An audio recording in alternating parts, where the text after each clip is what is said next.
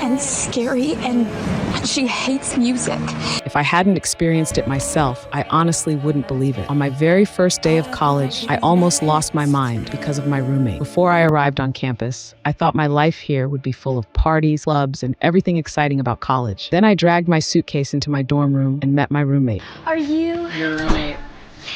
in the cheerleading team?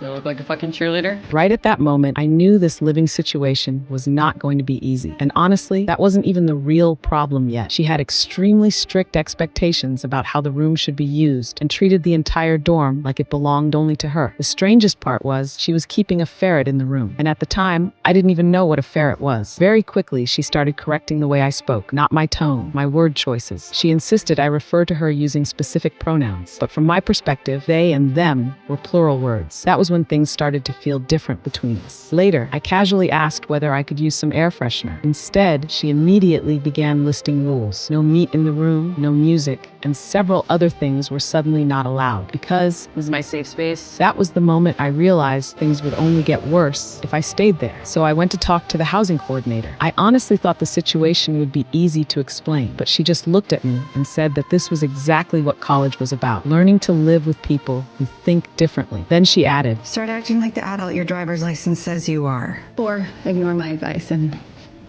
act like you're 11. that was when I understood I wasn't getting any help from her. So I called my mom. After hearing what happened, she didn't ask many questions. She just came to campus immediately. She didn't argue. She didn't raise her voice. She simply stood there, looked at them, and said, See, when my daughter has a problem, I have a problem.